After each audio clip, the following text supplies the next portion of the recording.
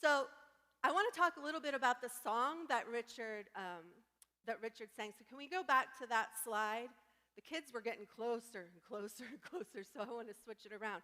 But, peace on Christmas night in the midst of a raging war. And who would think that the lilting sounds of Silent Night from deep within a foxhole could have such a dramatic change? But we saw with the little boy what music can do. It calms the soul. So it did happen, and in fact, it went even further. That picture is a real picture. It wasn't at Bella Wood. It was actually, they used that for the song, but it was a real event, and it went even further than just singing Silent Night. They actually came out of the foxhole, and there was a no man's land, and they put up a tree, and they wished each other well, and they even played a little soccer. And they decided to allow each other to bury their dead. So they allowed each other the space in that no man's land. It was a safety zone where they could retrieve their dead and actually repair the foxholes. So I just thought to myself, and yet they had to go back to fighting. What if we could have just stayed in that place? So if we can have peace in a foxhole, we can have peace anywhere. So the kids demonstrated, and we're going to talk all about peace today. Inner peace, what is peace? Where does it come from? How do we get it? And anybody who has a toddler knows they don't always exemplify peace all of the time, right? But they have something that we don't have, and that's the ability to let things go. We have a little bit of harder time with that. So they want what they want, and they fight to get it, but once they get it, they can be pulling each other's hair one minute, and then the next minute hugging it out. Animals and children have the unconditional love and the living in the present moment. So whose responsibility is peace? Well, I already gave you a hint with the kids.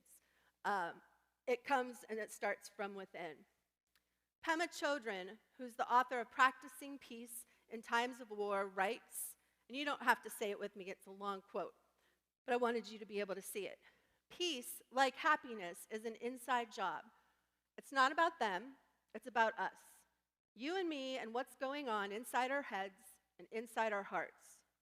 It's easy to blame, but even the act of blaming is an act of judgment, aggression, and superiority. These are not peace-inducing emotions. We cannot change the world or even one other person besides ourselves. So let's start there.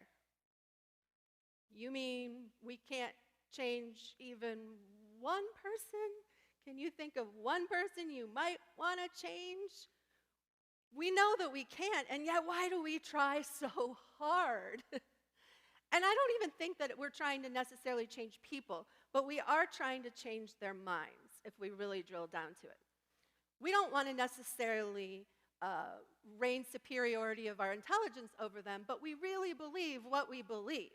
We're invested in it, and we believe that our way holds the truth and has the power to change lives, and everybody will be happy if they just feel the way we feel.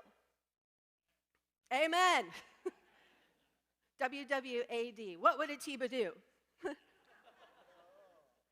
So when people don't agree with us, why does it cause so much conflict? It's just a difference of opinion, right? When we feel conflict, what we're really feeling is fear. And we know there's only two emotions, love and fear. Everything else can be put in one of those two buckets. And when we feel fear, what we're really feeling is a loss of power, a loss of security, a loss or a threat of loss that threatens us. So people who are angry are really just fearful, although they don't necessarily look that way. Something they hold dear is being taken, or it's perceived that it's being taken. And that's a really important distinction. The threat can be real. There can be a tiger chasing you through the Amazon forest. It's probably good to be fearful, and it's probably really good to run. Or the threat can be perceived. In other words, well, I don't think they like me. They don't think I'm doing a good job. That is not necessarily real. But what we feel, we think is real. Now, here's the awesome and maybe a little bit scary part.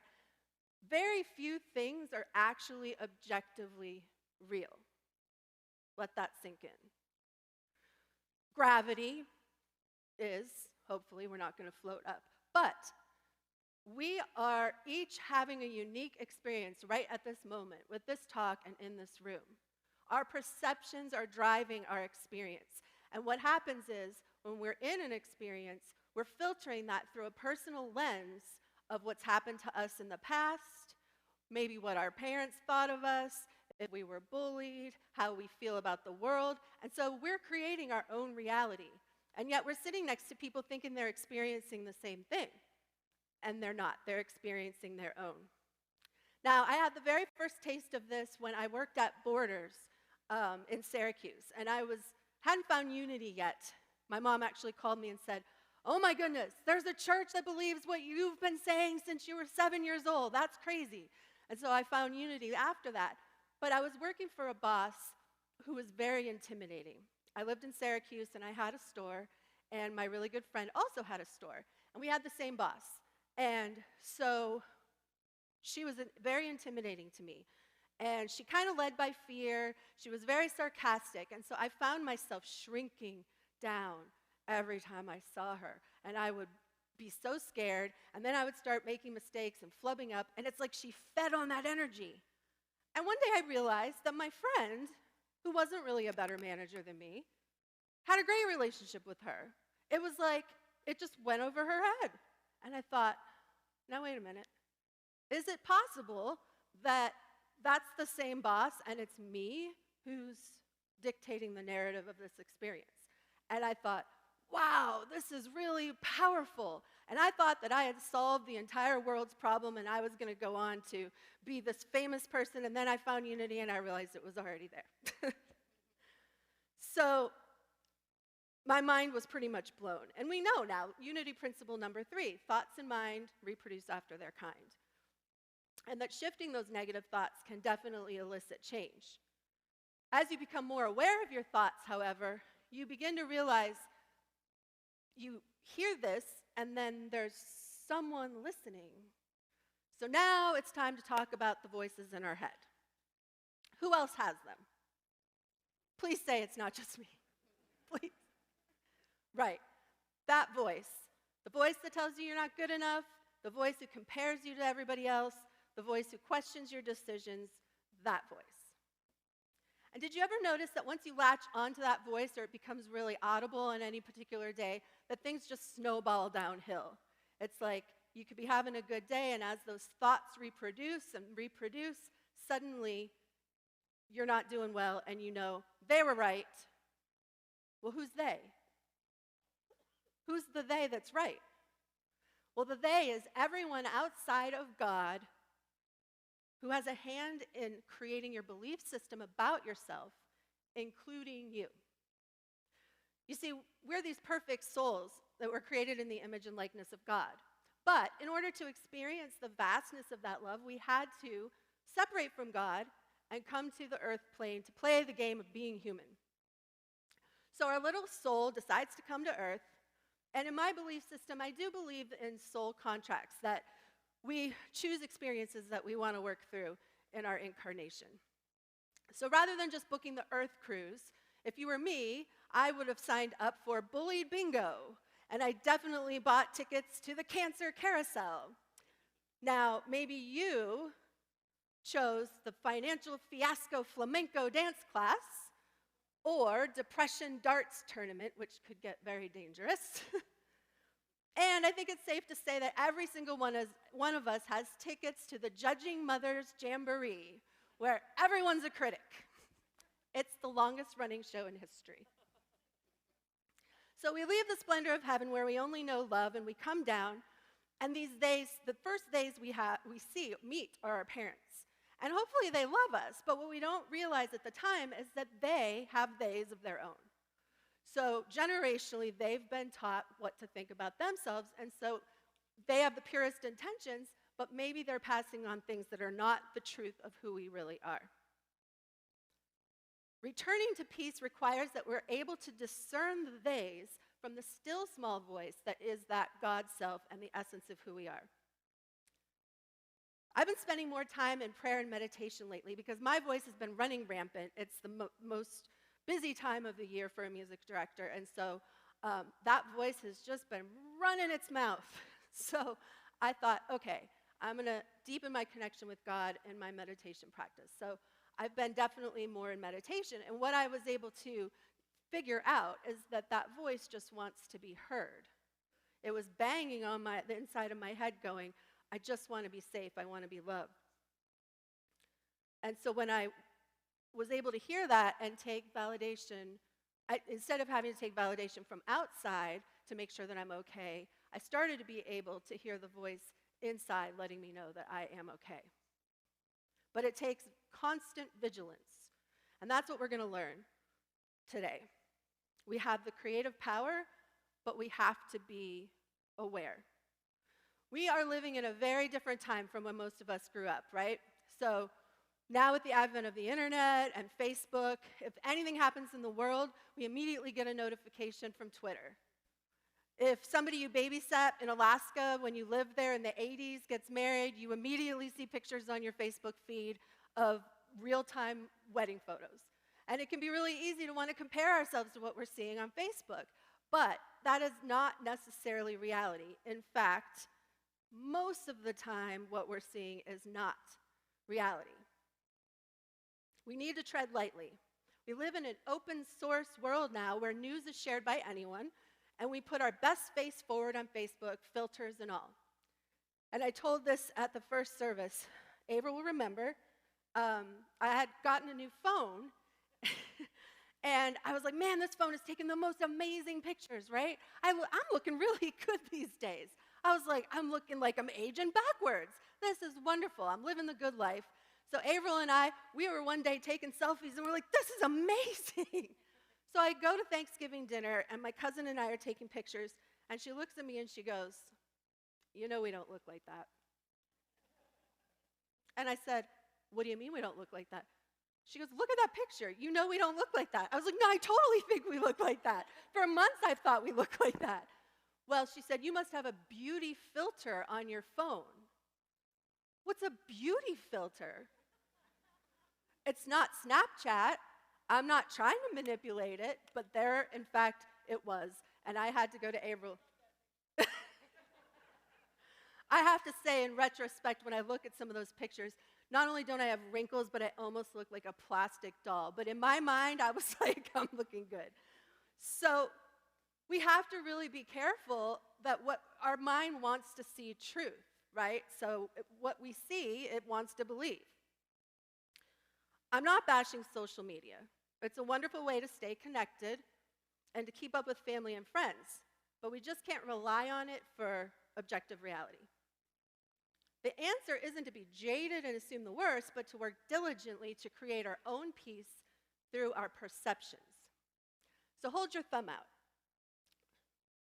You only have the capacity to focus on information as large as your thumb at any given moment. Everything else is in the periphery, and it's still there, and it can still affect you, but what you focus on. So we have the ability to discern exactly what we're focusing on at any given time. Now, I learned that we are actually wired for negativity. Mom, you'll be really excited to hear this. My mom and I were talking about why some people always go to the worst case scenario. Well, it turns out we were wired that way. It's part of the fight or flight response. Have you ever noticed that 10 good things can happen in your day, and then one little passive-aggressive comment from somebody, and your entire day is derailed, and you just want to go home and pull the covers up? Or 20 people say they love your banana bread, and you're the best baker in the world, and then your mother-in-law makes a weird face when she takes a bite, and you hang up your apron, and you're like, I'm done.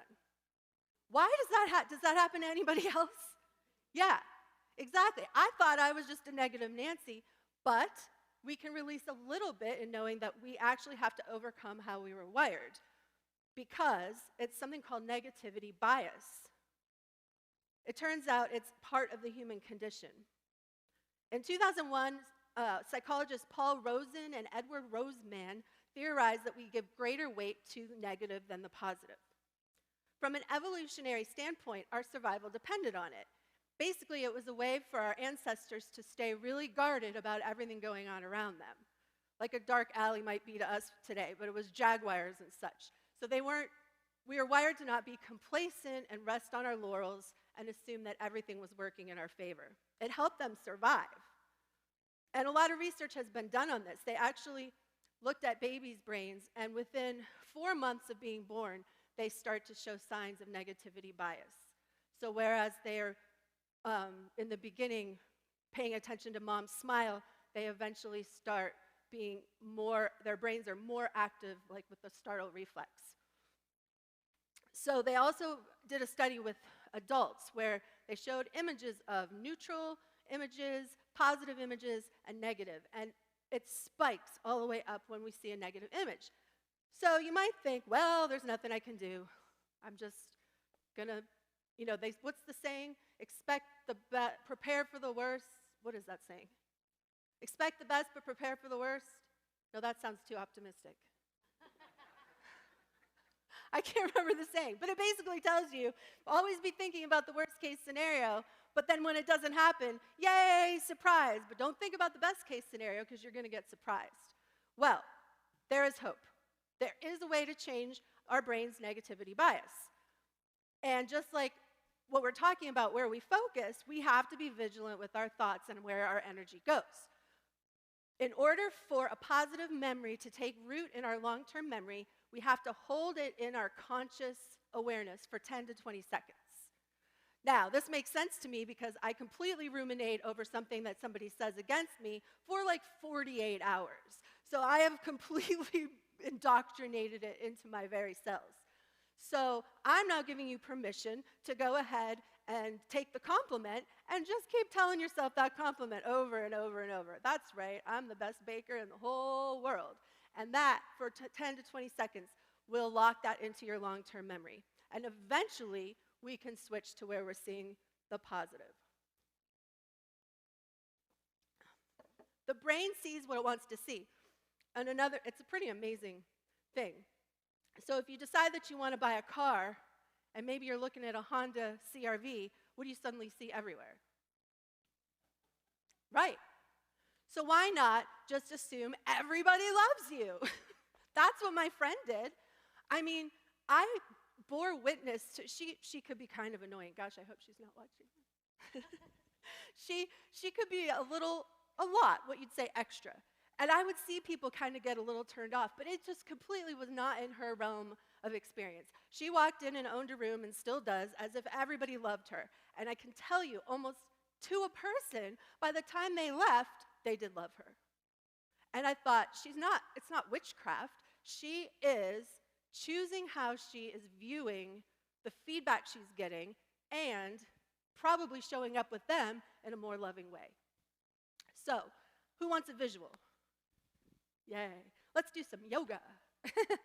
So, let me check my notes, make sure I'm on track. How does this relate to peace? That's what we're talking about, peace. So we have all these, this is called piece by piece, but without seeing it, it might be confusing. So peace, P-E-A-C-E, by peace, P-I-E-C-E. So we have all these pieces that are in our experience, some of which we have control over and some of which we have no control over. But we get to affect change and we get to affect the outcome based on what we can control. So let's say you lose your job.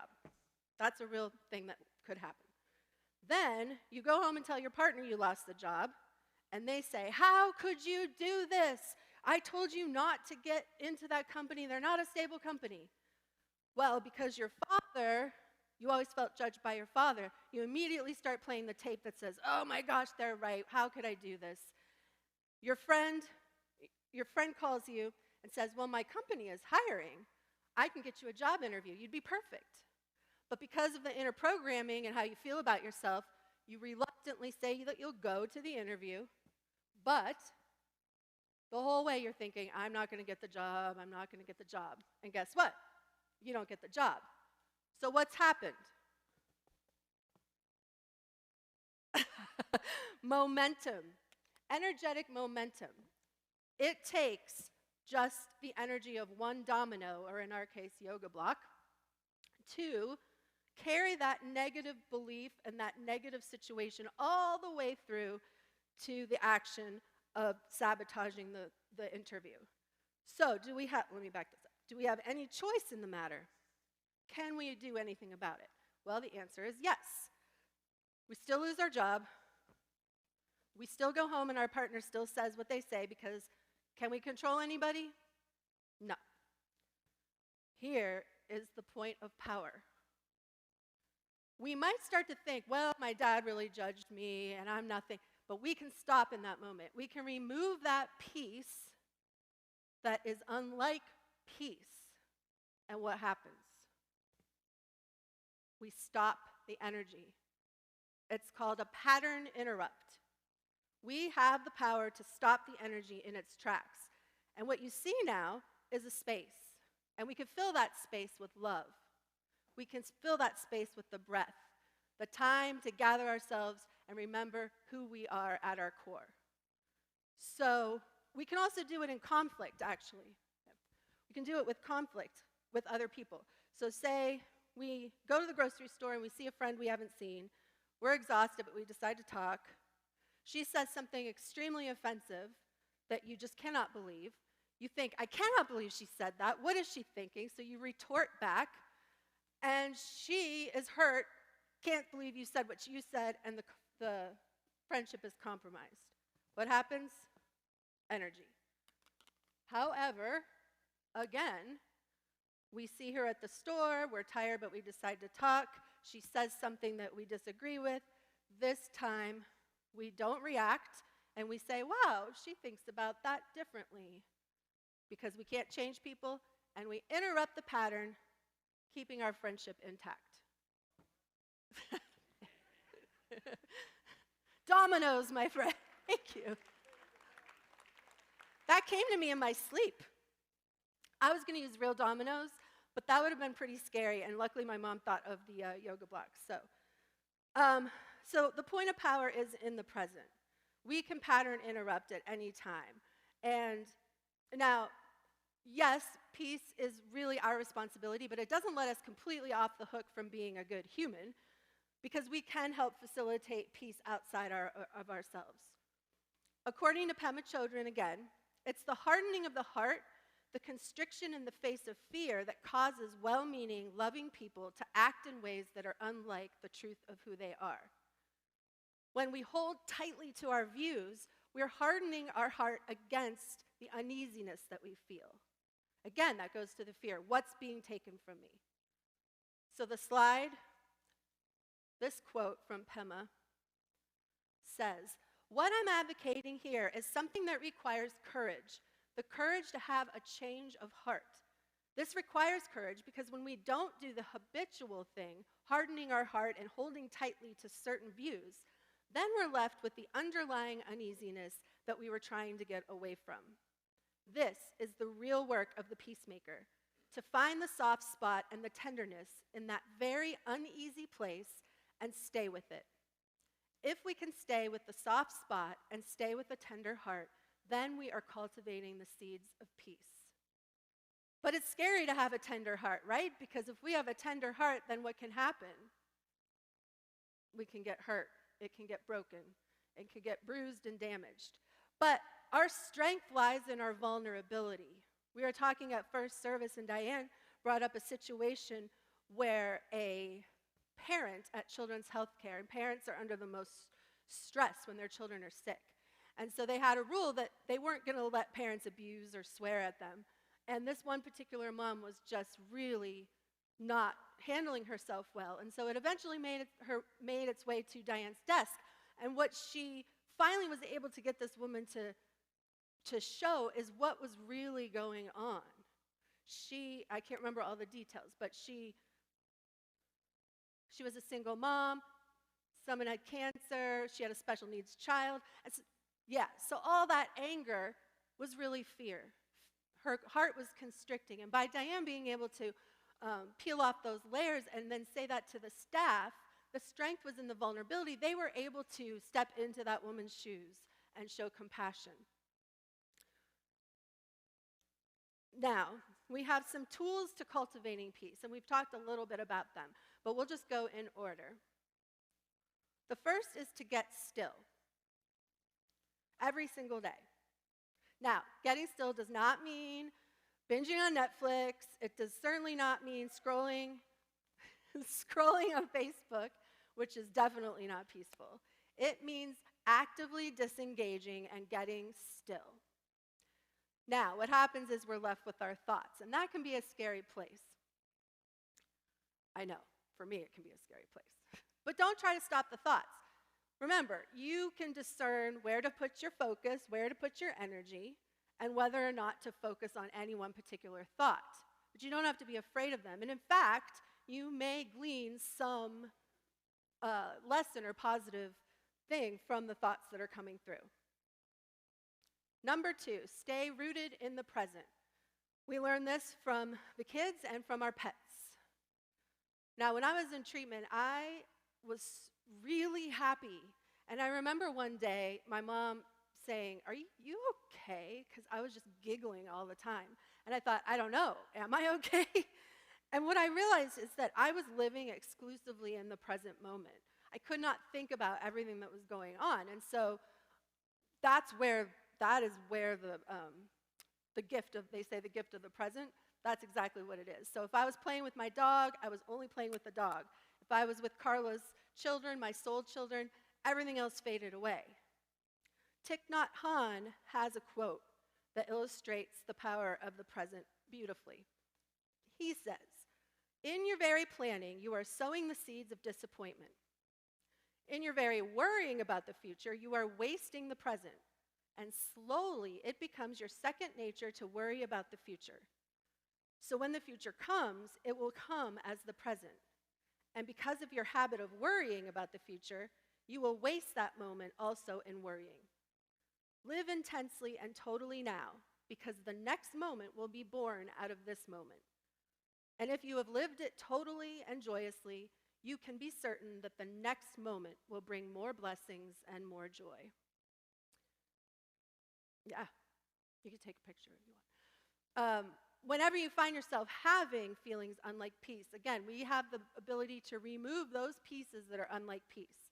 And I've checked in with myself 9 times out of 10, if I'm having a feeling unlike peace, I am either thinking about the past or worrying about the future. Come back to the present and peace will be yours. Number 3, release attachment. We know from the Buddhists that attachment is the root of all suffering. When we invest ourselves too much in external events, we set ourselves up to get rattled.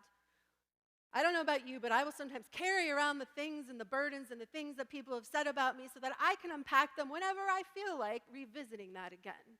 That is just insanity. I'm attached to what? Feeling bad again? I'm a processor, so I can't give up completely processing because I do gain a lot of inner knowing, but you have to tread really lightly. When we revisit the same thing over and over again, we are not living in the present. When your well-being isn't dependent on exterior circumstances, you can create it from within your interior life, deriving it from the depth and richness of your relationship with yourself and God. So, releasing ourselves from specific outcomes and knowing that whatever outcome happens is for our best and highest isn't necessarily easy, but it is simple. Trust and allow, and don't ask how. God's got it. All right. Number 4, walk in another person's shoes.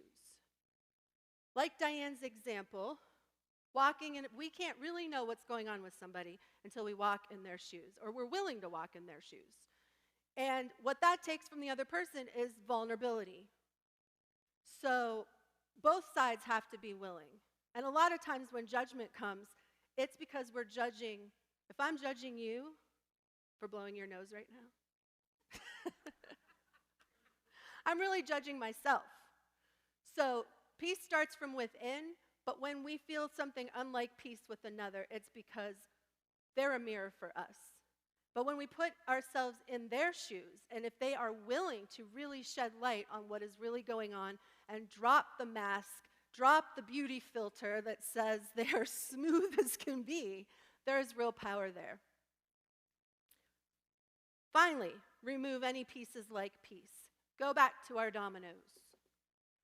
Now, this takes practice because it takes awareness and it takes time and it takes space.